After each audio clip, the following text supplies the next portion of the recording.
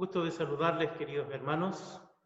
Desde aquí, desde nuestro templo, quiero compartir la palabra del Señor con ustedes.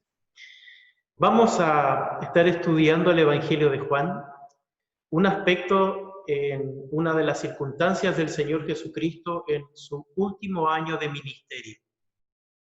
Y es precisamente en una fecha muy parecida a esta, en una fecha llamada la Fiesta de los Tabernáculos, que se celebraba en el mes de Tisri. Para nosotros es septiembre, entre la quincena de septiembre y la quincena de octubre. Es una fiesta que dura aproximadamente 8 días. Y es ahí donde vamos a centrarnos para poder estudiar y sacar algunas aplicaciones que nos van a ayudar en estos tiempos. Para eso vamos a orar delante de nuestro Dios. Padre, gracias por tu presencia, gracias por tu compañía, por el privilegio de conocerte y el privilegio de poder estudiar tu palabra. Enséñanos a través de tu Santo Espíritu y guíanos a toda verdad, amado Jesús. En tu nombre, amén. El título que quiero compartir con ustedes se llama Sin conocer a Dios. Y vamos a ver a 3 grupos de personas que deberían ser conocedores de Dios por ser el pueblo de Dios, sin embargo, no conocían al Dios verdadero. Para eso quiero hablarte primero de los más cercanos a la persona del Señor Jesucristo. Estoy hablando de la familia sanguínea de Cristo. Nos dice el Evangelio de Juan en el capítulo 7, versículo 1 en adelante, voy a leer el texto de Juan capítulo 7, versículo 1 al versículo 8. Después de estas cosas, andaba Jesús en Galilea, pues no quería andar en Judea, porque los judíos procuraban matarle. Estaba cerca la fiesta de los judíos, la de los tabernáculos. Y le dijeron sus hermanos: sal de aquí y vete a Judea, para que también tus discípulos vean las obras que haces. Porque ninguno que procura darse a conocer hace algo en secreto. Si estas cosas haces, manifiéstate al mundo, porque ni aun sus hermanos creían en él. Entonces Jesús les dijo: mi tiempo aún no ha llegado, mas vuestro tiempo siempre está presto. No puede el mundo aborreceros a vosotros, mas a mí me aborrece, porque yo testifico de él que sus obras son malas. Subid vosotros a la fiesta, yo no subo todavía a esa fiesta, porque mi tiempo aún no ha cumplido. Y habiéndoles dicho esto, se quedó en Galilea. Una de las cosas muy llamativas acerca de esta circunstancia es que los hermanos sanguíneos de Jesús, que por lo menos había 4 varones y algunas hermanas, no creían que Jesucristo era el Mesías. La descripción bíblica no dice absolutamente nada de María, la madre de Jesús. No está nombrada aquí en este relato, porque recordemos que María guardaba todas las cosas en su corazón y sabía muy bien en su interior que Jesús era una persona muy especial y era el Salvador del mundo. Pero los hermanos sanguíneos de Jesús no conocían verdaderamente al Hijo de Dios. Se criaron con Él, crecieron con Él, incluso pudieron ver algunos de los milagros que Él pudo realizar. Sin embargo, ellos no creían. Y al no creer en Jesucristo, no conocían verdaderamente al Dios de las Escrituras. Pero sí eran religiosos. Participaban de las ceremonias que durante el año estaban fijadas por la ley y subían a Jerusalén a adorar a Dios. Pero es llamativo que no conocían al Dios verdadero. No conocían al Mesías. Y es ahí donde el Señor Jesús les dice directamente los cuestionamientos, porque los hermanos querían de una manera casi irónica que el Señor Jesús se diera a conocer al pueblo entero, pero no porque realmente ellos creyeran que Jesús era el Cristo, sino de una manera casi burlándose del ministerio que Jesús había llevado por algunos años. Y es ahí donde el Señor Jesús les responde de una manera directa y les dice que aunque ellos no creían en Él, que era el Mesías, el Señor Jesús le dijo: mi tiempo aún no ha llegado, mas vuestro tiempo siempre está presto. Y es aquí una pequeña aclaración. El Señor Jesucristo sabía el día, el momento y en las circunstancias que Él moriría. Pero también les dice algo a ellos: mas vuestro tiempo siempre está presto.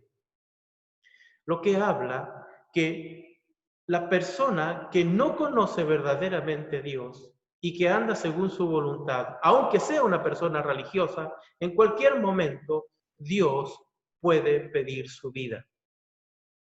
En cualquier instante. El Señor Jesús andaba en la voluntad del Padre.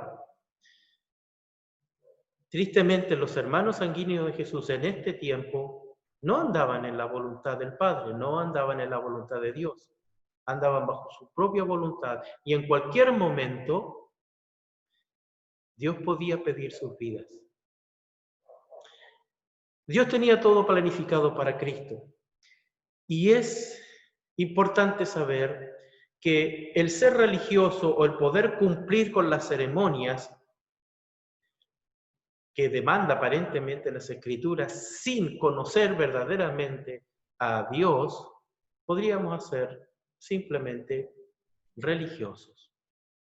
Pero hay otra cosa que podemos ver en todo el contexto, que una vez después que los hermanos de Jesús subieron a Jerusalén a celebrar estos 8 días de tabernáculo, más tarde dice el contexto que el Señor Jesús subió y llegó a la mitad de la fiesta de los tabernáculos a Jerusalén e ingresó al templo y enseñaba. Esto causó muchísimo alboroto en la ciudad, porque recordemos que Jesús ya está en el último año de ministerio. Habían pasado 2 años donde el Señor Jesús había predicado, enseñado, había hecho señales enormes en medio del pueblo de Israel, y todos estaban expectantes por saber si los líderes religiosos iban a confirmar que el mismo Jesús era el Mesías. Unos lo consideraban bueno y otros simplemente señalaban: no, este es un engañador. Pero el Señor Jesús enseñaba. Y es ahí donde en esta fiesta en el templo y en los alrededores del templo, el Señor predicaba y enseñaba de una manera directa, no de una manera ambigua. Y esto es maravilloso del Señor. El Señor no andaba con confusiones ni con doctrinas obscuras.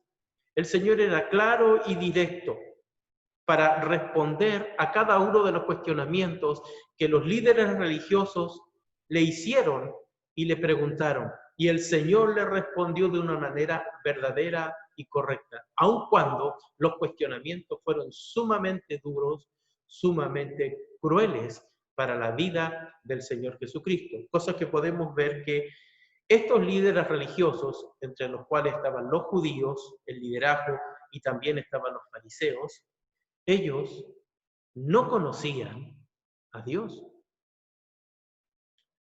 Estaban en el templo, servían en el templo, pero no conocían a Dios.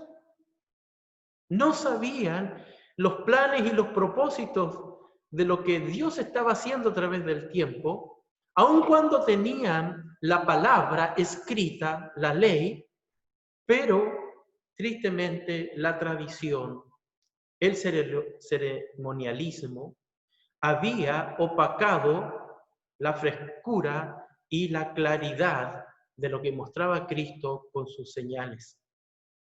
Y es ahí donde encontramos en el capítulo 7, discutiendo al Señor Jesucristo, y los judíos le cuestionaban ciertamente cómo es posible que Jesús sanara a una persona en el día de reposo. Y el Señor les cuestiona y les dice, sí, pero ¿cómo ustedes hacen la circuncisión en el día de reposo? Y eran discusiones doctrinales profundas, y el Señor les declara ahí en el 7:24, no juzguéis según las apariencias, sino juzgad con justo juicio. El Señor le está señalando que no debe juzgar simplemente por lo que ellos ven. Deben investigar, deben profundizar en las Escrituras y también en la vida de las personas, si es realmente lo correcto lo que ellos están afirmando. Y es así que el Señor les cuestiona directamente las intenciones de su corazón. Ellos ya, los judíos religiosos del templo, ellos ya habían realizado un complot. Ellos querían asesinar a Jesucristo, querían matarlo. Y estaban buscando cualquier ocasión para acusarlo y condenarlo. Todavía no era su tiempo, porque estamos todavía a un año de la muerte del Señor. Estamos recién en el mes de Tisri, en el mes de septiembre. Faltaban varios meses más que llegara la Pascua, la última Pascua de Cristo, para que Él fuera sacrificado. Entonces, estos religiosos del templo no conocían la visitación de su Mesías e ignoraban quién era Cristo. Y el Señor se enfrascó con ellos en discusiones sumamente profundas. Y el Señor no andaba con engaños ni con ambigüedades. Les decía claramente que Él era el yo soy. Él era el enviado del Padre. ¿Pero qué pasó? Ellos no creyeron. No creyeron, dice la Escritura. Y el Señor Jesús, ahí en el capítulo 7, le señalan que deberían escudriñar las Escrituras, pero no la entendían, aun cuando trataron de acorralar al Señor Jesús.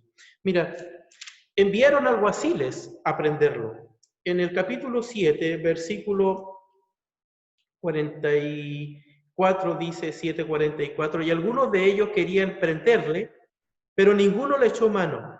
Los alguaciles vinieron a los principales sacerdotes y a los fariseos, y estos les dijeron, ¿por qué no le habéis traído?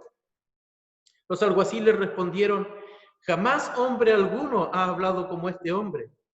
Entonces los fariseos les respondieron, ¿también vosotros habéis sido engañados? ¿Acaso ha creído en él alguno de los gobernantes o de los fariseos? Más esta gente que no sabe la ley, maldita es, decían estos líderes religiosos, los fariseos. Y ahí aparece Nicodemo tratando de apaciguar esto y llevarlo a una confrontación verdadera y justa, y les dice, Nicodemo, el que vino a Jesús de noche, le dijo, el cual era uno de ellos, ¿juzga acaso nuestra ley a un hombre si primero no le oye y sabe lo que ha hecho? Respondieron los fariseos, ¿eres tú también Galileo? Escudriña y ve que de Galilea nunca se ha levantado profeta. Amados, aquí los líderes religiosos y los fariseos ignoraban la procedencia de la persona de Jesucristo. Y había evidencia. Si ellos se hubieran dedicado a investigar y a escudriñar precisamente cuál era el origen de Cristo, habrían descubierto que Cristo era el Mesías. Porque ellos veían según su apariencia, no, este es un carpintero que no sé cómo aprendió todas estas palabras y quién le dio esta sabiduría. Ignoraban esto, porque ellos pensaban que este carpintero se había criado y formado en la provincia de Galilea. Pero cuando en verdad Jesús había nacido en Belén. Hay tres cosas que podríamos decir que pudieran haber habido un registro. Recuerden que en los tiempos del nacimiento de Cristo, tanto José y María acudieron a Belén para ser empadronados. ¿Por qué? Porque había un censo. Y es muy probable que tanto José, María y el mismo Jesús hayan sido empadronados en este censo. Podría haber un registro. Históricamente existió ese registro. Pero a la vez, recordemos que el Señor Jesús, después de los 8 días, según la ley, Él fue circuncidado. Y al ser circuncidado, se le puso un nombre llamado Jesús. En cada sinagoga, al que era circuncidado, se le hacía un registro de su genealogía.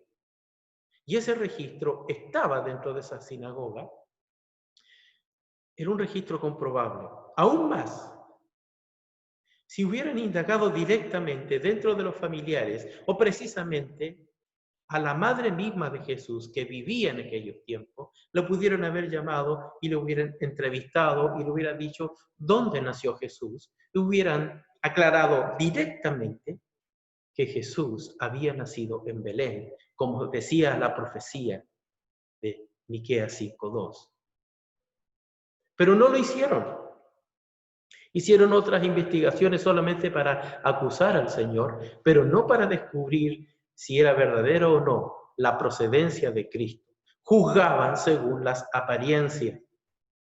Posteriormente, ya cuando el Señor ascendió a los cielos, hubieron dos investigadores precisos. Uno era Mateo, que en los primeros capítulos de lo que él escribió dejó inscrito la genealogía de la persona de Jesucristo. Incluso hubo otro investigador llamado Lucas que investigó con precisión y diligentemente cuál era la descendencia de Cristo, y la tenemos nosotros ahí en el capítulo 3 de Lucas. Esa es una investigación seria. Pero los judíos en este tiempo no tenían idea de quién era Cristo. No conocían a Dios. No conocían al Dios verdadero. No conocían al Mesías. Qué triste ignorancia. Todo esto estaba al alcance de ellos, pero sí hicieron investigaciones para acusar al Señor. Mira, tanto así que al momento de confrontar a Cristo en toda esta fiesta, en todos estos días, ahí en el templo, los fariseos se acercaron y lo recriminaron directamente y públicamente. Ahí en el 8:41, ellos entonces le dijeron, nosotros no somos nacidos de fornicación, un padre tenemos que es Dios. Ya habían hecho una cierta investigación y se habían quedado solamente con el alcance que José y María habían concebido antes que se casaran. Por eso, ellos consideraban que Jesús era nacido de fornicación. Y no es así. Si entendieran los procesos del poder de Dios y la grandeza de Dios, que Dios concibió de una virgen, como estaba profetizado en Isaías capítulo 7. He aquí que la virgen concebirá. Y es lo que sucedió. Pero ellos ignoraban la palabra y ellos buscaban argumentos solamente para acusar al Señor. Y constantemente hacían estas recriminaciones delante del Señor. Y el Señor respondía de una manera clara, verdadera, de ninguna manera eludiendo estas críticas, sino tratando de aclarar con precisión que ellos deben conocer al Dios verdadero, porque si no conocen al Dios verdadero, ellos ignoran el camino a la vida eterna. Y es ahí que las críticas que le llovían al Señor Jesucristo en el templo eran muy durísimas. Tanto así que llegaron a señalar que el Señor era samaritano, que no era precisamente sangre judía. En el 8:48 dice, respondieron entonces los judíos, ¿no decimos bien nosotros que tú eres samaritano? Y más encima le dicen que tienes demonio. ¿Qué palabras hirientes con tal de ofender al Señor Jesús? Señalarle que Él no es de descendencia judía y que más encima que es poseído por demonios. Y el Señor le responde en forma directa y clara, yo no tengo demonio. Yo antes honro a mi Padre y vosotros lo deshonráis. ¿Cómo es posible que estos líderes religiosos que creen saber la ley pueden cuestionar de una manera tan dura, tan cruel, a aquel que está explicando de una manera tan clara, tan precisa y con poder y señales la ley y la palabra de Dios? No tenían argumentos y lo acusaban y lo criticaban. Peor aún, querían asesinarlo. Se estaba transformando en un odio hacia la persona del Señor Jesucristo. Y eso no es de Dios, es de otro ser, es del diablo. Y es ahí donde el Señor los increpa y les dice que vosotros sois de vuestro padre el diablo, que ha sido asesino, homicida y también mentiroso. Esas mismas características le está señalando en la misma cara de estos líderes religiosos de que ellos querían asesinarle, que más encima están cuestionando su descendencia, están mintiendo, están engañando al pueblo, están siendo hipócritas con respecto a lo que ellos creen. Es una realidad que el Señor tuvo que enfrentar y lo hizo con valentía, con verdad, con la sinceridad que el Señor tenía. Ahora, amados, todas estas cosas nos lleva a pensar cómo es posible que ellos llegaran hasta planificar la muerte del Señor Jesucristo.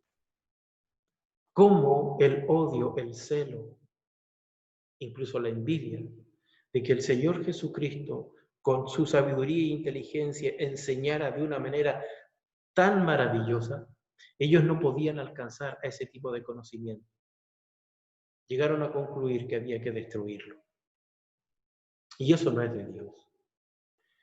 Los líderes religiosos no conocían a Dios. Pese a que tenían las ceremonias a su cargo. Miren, muchos de estos cuestionamientos que podemos ver hacia el Señor Jesucristo eran en su gran mayoría envidia hacia la persona del Señor Jesucristo por la verdad, la dureza con que el Señor les decía en qué estaban equivocados y lo que tenían que cambiar. Estos hombres eran tradicionalistas, vivían una religión, pero no conocían a Dios. Y esto tiene que llamarnos poderosamente la atención, querido hermano, para ti y para mí. La fe verdadera no tiene que ver con tradicionalismo, con religión o con ceremonialismos. Tiene que ver con una sincera devoción hacia nuestro Dios. El conocer a Dios involucra varias cosas, de las cuales los judíos no cumplían ninguna. El Señor Jesucristo no escogió a nadie relacionado con el templo para ser sus discípulos, a ninguno. ¿Por qué? Porque ¿qué pasó con estos judíos y religiosos? ¿Qué hizo alejar tanto a estos hombres para llegar hasta desconocer al Mesías mismo y los propósitos que en él tenían? Bueno, cambiaron su enfoque. Ya no era conocer y escudriñar profundamente el plan y los propósitos de Dios. No había un corazón como este Simeón que estaba ahí en el templo orando, buscando la voluntad del Señor, y Dios le concedió ver al Mesías y tenerlo en sus brazos. O no había esa mujer llamada Ana, esa viuda por muchos años que con devoción adoraba y exaltaba al Señor. No estaba ese tipo de devoción en estos corazones, sino que todo lo contrario, el enfoque de ellos era materialista.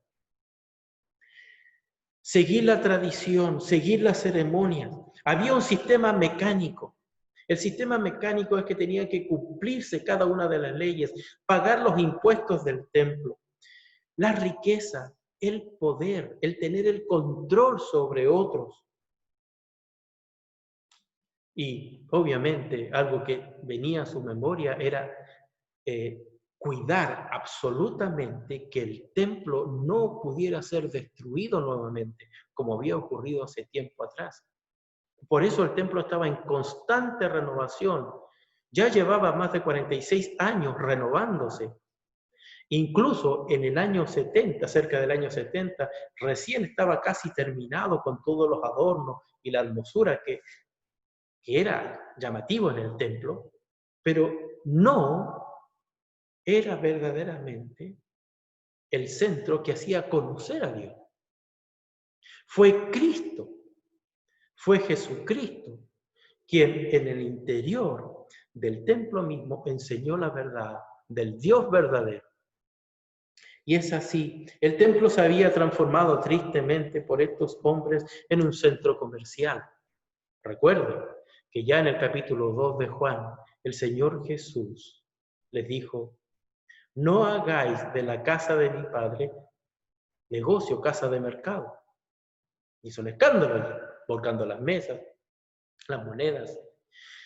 El templo mismo había acuñado una misma moneda para poder cambiar todas las monedas que venían del extranjero, y la cambiaban a un buen precio. Había un negocio enorme allí. Había una riqueza de parte del liderazgo religioso.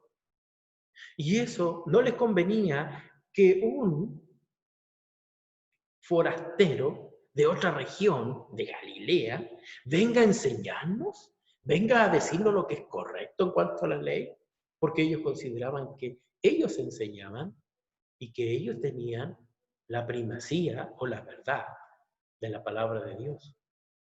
Y no era así. Tristemente no era así.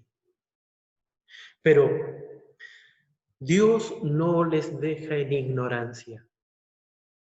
Dios mismo se presentó delante de su pueblo y les enseñó el camino, les enseñó la verdad y le dijo cuál es la vida. Y le dijo: el que cree en mí tiene vida eterna. Algunos creyeron, otros tristemente rechazaron al Mesías.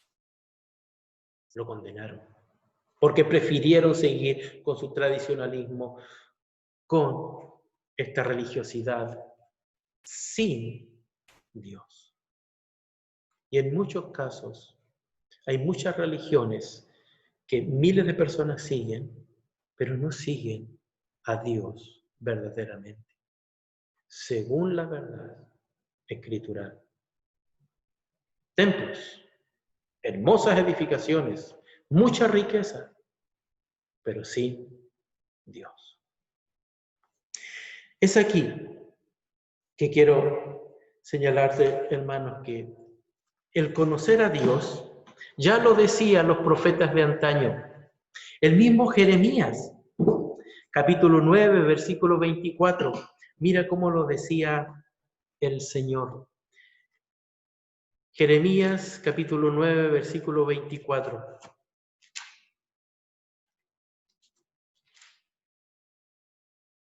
Mas alábese en esto el que se hubiere de alabar, en entenderme y conocerme, que yo soy Jehová, que hago misericordia, juicio y justicia en la tierra, porque estas cosas quiero, dice Jehová. porque estas cosas quiero, que me entiendan y conozcan. Los judíos de aquel tiempo de Cristo, que discutían con él durante esta fiesta, no querían entender y no querían conocer la verdad de Dios. ¿Sabes? ¿Cómo puedo conocer a Dios? Primero, tienes que creer en Jesucristo. Porque es Jesús quien vino a dar a conocer al Dios verdadero. Jesús es el Dios encarnado, el Emmanuel, el Dios con nosotros. Jesucristo es el mediador entre Dios y los hombres.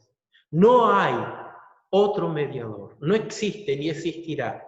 Solo hay uno que dio a conocer al Dios verdadero del cielo, es Jesucristo. Debo creer en Él, y yo he creído en Él. Y sabes, se los dijo en estos pasajes en que Él discutía y era criticado por los fariseos, incluso por sus propios hermanos sanguíneos. El Señor le dijo verdaderamente: permaneced en mi palabra. Permanecer en mi palabra. ¿Tú crees en conocer a Dios? Bueno, cree en Cristo y permanece en mi palabra, dijo Jesucristo ahí en Juan 8:31. Le dijo: si vosotros permanecéis en mi palabra, seréis verdaderamente mis discípulos. Permanecer en las palabras de Cristo. Pero hay otra cosa. No es solamente conocer, adquirir conocimiento, solamente materia, sino también acciones, guardando su palabra. Ahí en el 8:51 del mismo pasaje de Juan 8:51 le dice: de cierto os digo, el que guarda mi palabra nunca verá muerte. El que obedece mi palabra. El conocer a Dios involucra estas tres cosas: creer en Jesucristo como Salvador y como el Mesías. Y a la vez el conocer de Dios es permanecer en las palabras de Jesucristo. Permanecer es estar constantemente estudiando, indagando, profundizando, escuchando al Señor Jesucristo. Y a la vez guardando su palabra, guardando sus mandamientos. Es por eso es lo que hemos celebrado en la Santa Cena, cuando el Señor Jesucristo dijo: haced esto en memoria de mí, y en memoria de Él hemos celebrado y participado de esta hermosa comunión entre Dios y yo, entre Dios y tú. Amado hermano, ¿dices tú conocer a Dios? Si crees en Jesucristo, conoces a Dios. Si permaneces en su palabra, en las Escrituras, y le obedeces y guardas sus mandamientos, eres conocedor del Dios verdadero. Bien decía Jeremías, en boca del mandato mismo de Dios: alábese en esto, en entenderme y en conocerme, dijo el Señor. Amado, que Dios abra tu entendimiento y que el Señor te haga conocer las cosas ocultas que están dentro del corazón del Señor. Nuestra vida está en las manos de Dios, nuestro destino, nuestro tiempo. No estamos aquí improvisando. Tenemos un Dios que ha planificado nuestras vidas y Él tiene nuestra vida en sus manos. Y queremos andar en su palabra. Oramos. Gracias, amado Dios, por tener tu palabra tan cercana, por ser tan directo y maravilloso para decir a los tuyos la verdad de salvación. Aun cuando los críticos te condenaban y buscaban tu muerte, tú, Señor, quisiste aclarar y quisiste salvar a cada uno de ellos. Pero solamente los que creyeron en ti, a los que permanecieron en tu palabra y a los que obedecieron, Señor, tus mandamientos, son los que realmente han sido salvados. Gracias, amado Jesús, por tener el privilegio de predicar tu palabra y de saber que tú estás en medio de nosotros. En el nombre bendito de Cristo. Amén. Que Dios te bendiga, amado hermano, hermana. Nos vemos pronto desde este lugar con la gracia del Señor.